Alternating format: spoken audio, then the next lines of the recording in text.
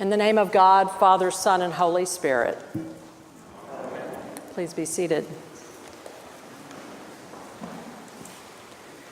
So while I know there are mixed feelings about Facebook out there, one of the true benefits of Facebook in my world is that articles get posted out there that I might otherwise never see. And so I have access to things that catch my attention from one day to the next.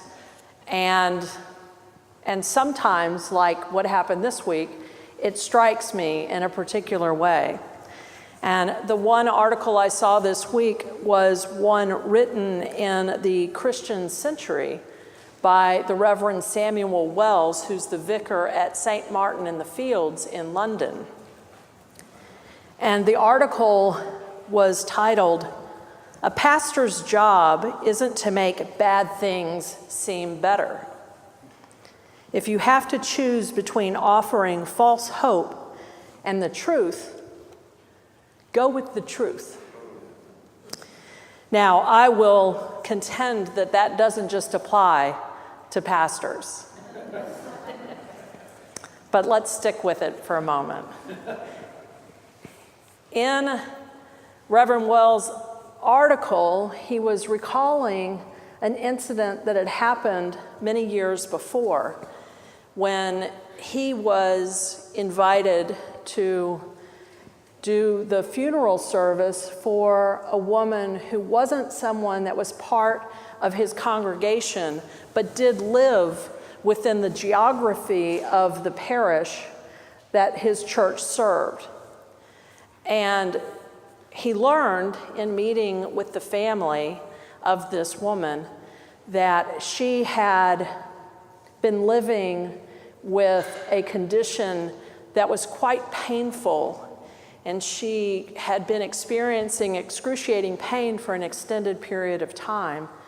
And one evening, she got up and put on her bathrobe and slippers and walked outside and walked down to a nearby lake and took her own life.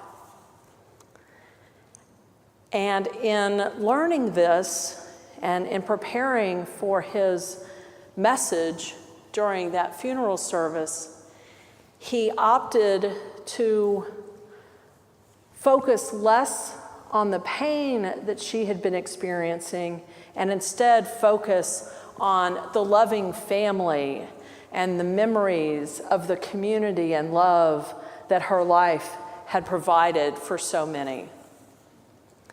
And I can appreciate that instinct, and yet he continued to share that about a week later he went to go visit the husband of this woman, perhaps hoping to get a kind word about what he had shared and what he had done. And he was surprised to find that the husband was really quite disappointed and even a bit angry, because in his words, the priest had not leaned into truth, but instead had provided false hope. And what he said in this article was that he learned that if something is awful for somebody else, my role is not to make things better. Not just because I can't, but because any attempt to suggest things are really okay is bound to be superficial and trite. And what's more, the risk is that he himself would come to believe that, and as a result, separate himself or lose interest or walk away from a need that was present before him.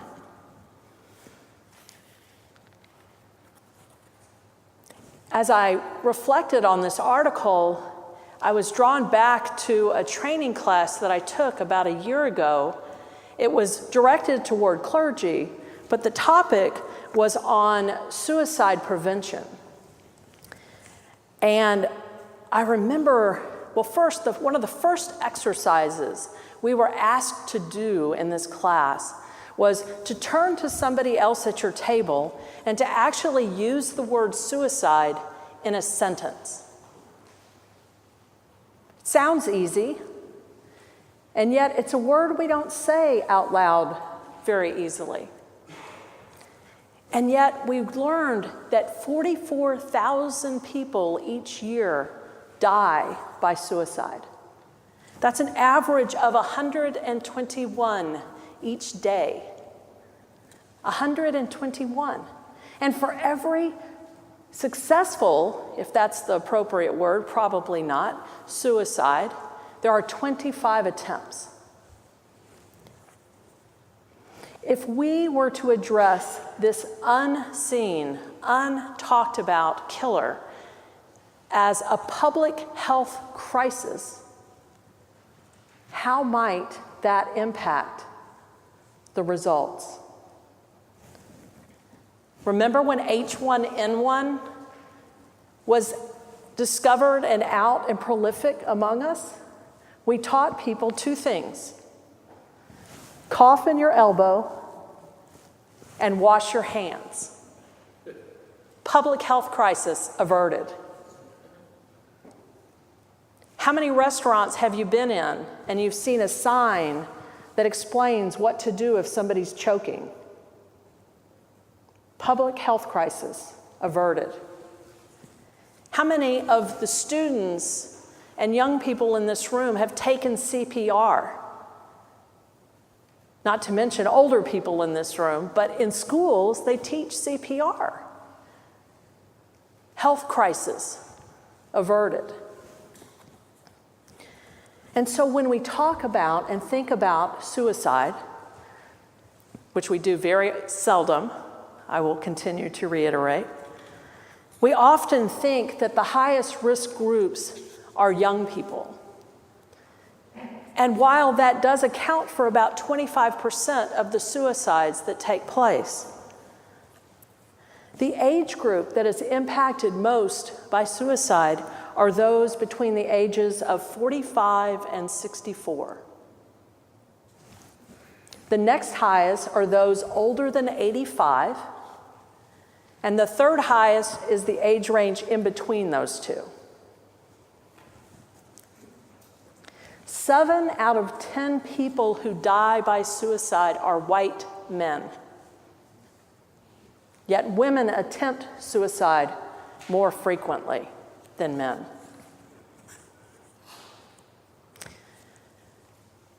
The reason that this is the time and the age when suicide is most prevalent is because suicide's primary causes are loss of hope and loss of social connection.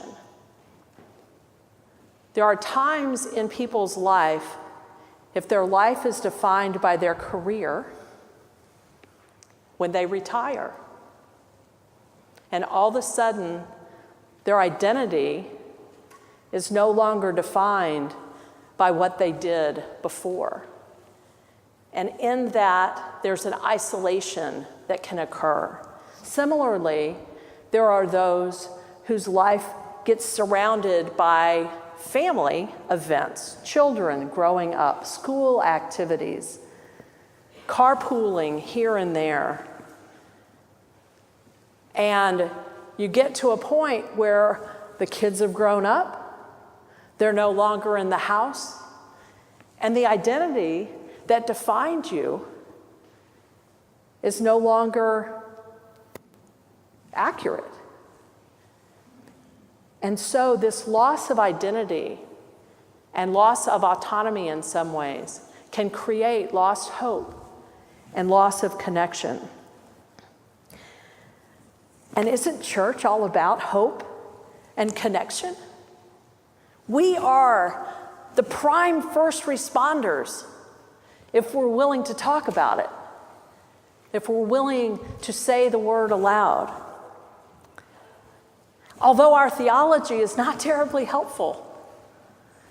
We tend to do a lot of damning and shaming instead of support and truth-telling.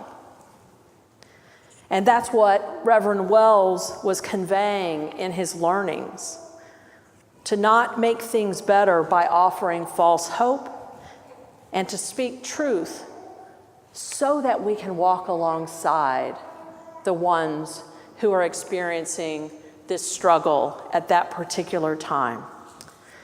Now, how on earth does this get tied to John's gospel reading? Well, we think of the true vine as being a very comforting and loving sort of connection. And yet, in this message, there's some difficult language as well. It begins by reminding us that Jesus is talking to his disciples. And he says, "I am the true vine, and my Father is the vine grower. He removes every branch in me that bears no fruit." Well, that's easy enough for us to understand. I mean, that doesn't apply to us. We're the fruit bearers, right? We're bearing fruit, so we're not worried about the fact that he discards the branches that aren't bearing fruit, right? Right. But then it goes on to say, every branch that bears fruit, he prunes to make it bear more fruit. How many gardeners do we have out there? Yeah. Branches that bear fruit get pruned. We are branches, hopefully fruit-bearing branches. And yet there are times when where we experience some pruning and it don't feel so good. And so the good news, in spite of that, is that we do have the lifeline of Christ as our vine. Now, I do want to remind us of the context of this particular passage. He's talking to the disciples ahead in private and sharing with them that he's about to go away. He's about to be taken and crucified, and in that, they are going to have a loss of identity. They're going to have a loss of hope. And they're going to have a loss of social connection. But what he goes on to share, it is good news at the end of the day, in spite of the hard messages, is that he provides true hope. He says, "Abide in me as I abide in you. Just as the branch cannot bear fruit by itself unless it abides in the vine, neither can you unless you abide in me. I am the vine." Jesus is the vine, and we are the branches. So when we feel depleted, we draw on the energy and the life and the love of the vine that feeds us. And when we feel alone, no vine produces only one branch. We are the branches that are in the midst and surround one another. It's our job as the first responders to be the hope and the social connection for those who find themselves in need. And if you happen to be one of those people in need, please speak your truth to someone so they can journey alongside you. One of the exercises in this training class full of clergy was to write down the names of 3 people you would tell if you were having suicidal thoughts. It was a more difficult task than some would like to admit. But if you do that before there's a crisis, then you know who you can talk to if there's a crisis. And we are those who can journey alongside in those difficult times and in the joy-filled times. Just know that if you are in need, you are part of the vine, and you are one among many branches. So reach out if there is a need. Amen.